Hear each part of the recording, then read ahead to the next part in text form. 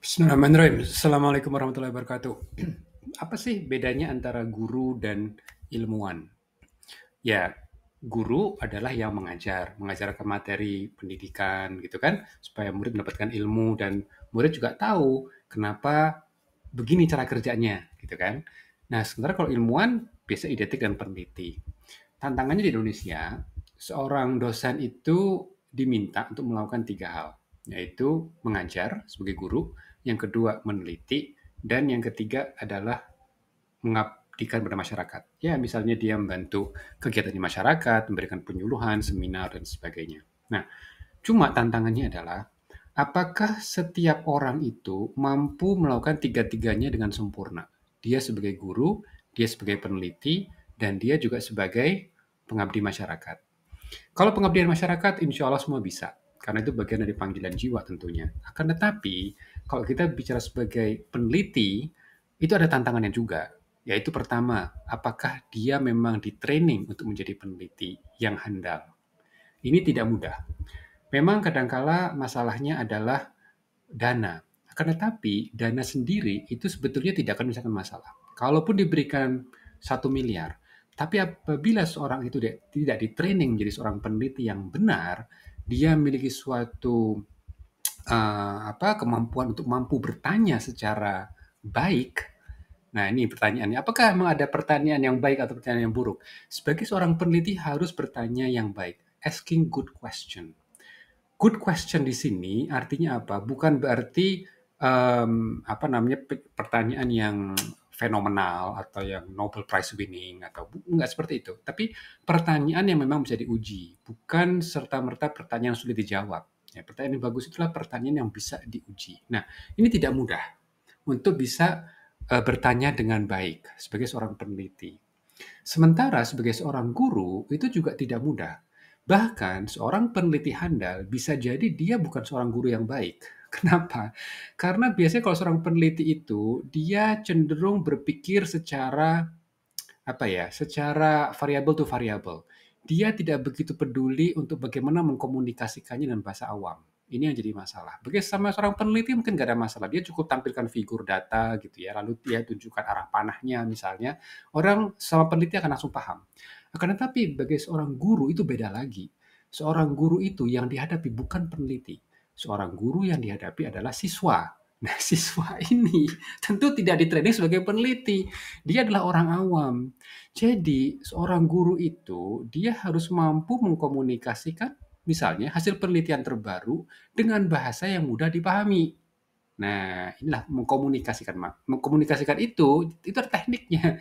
Makanya ada sekolah keguruan. Kalau di Cina, di Taiwan itu namanya ada yang disebut dengan normal university.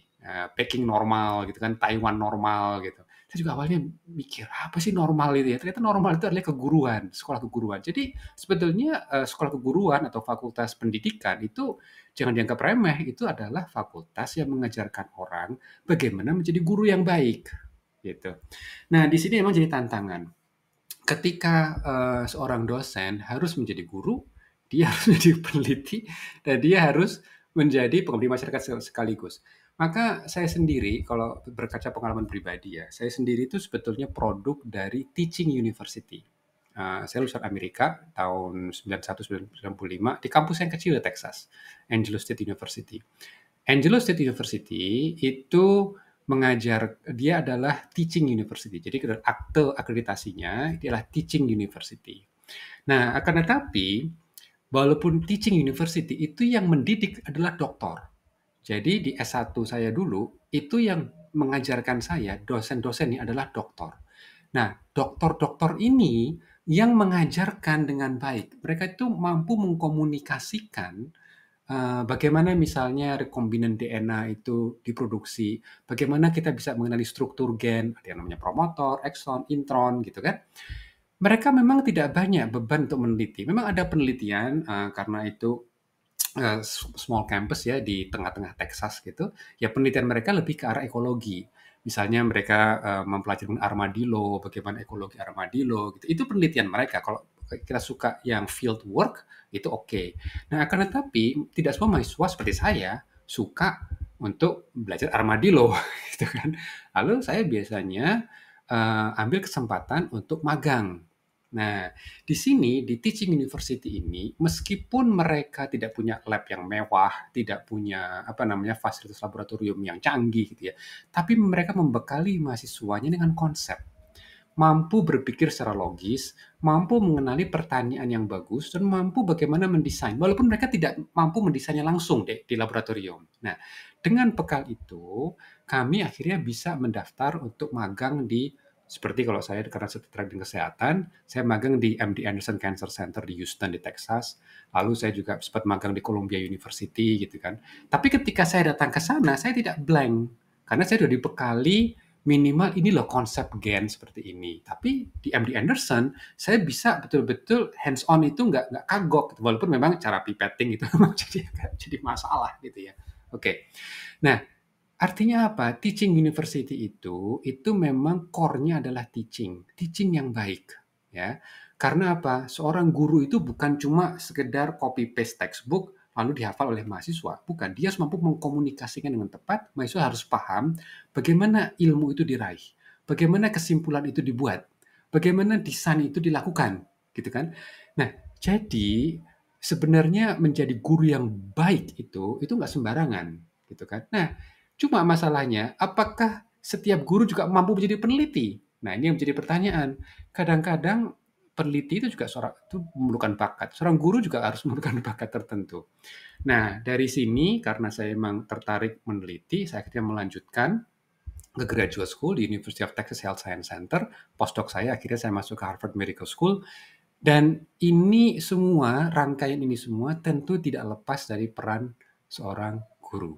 Karena guru yang baik, jangan sampai lupa, masih ada yang lebih awal lagi, yaitu guru SMA saya.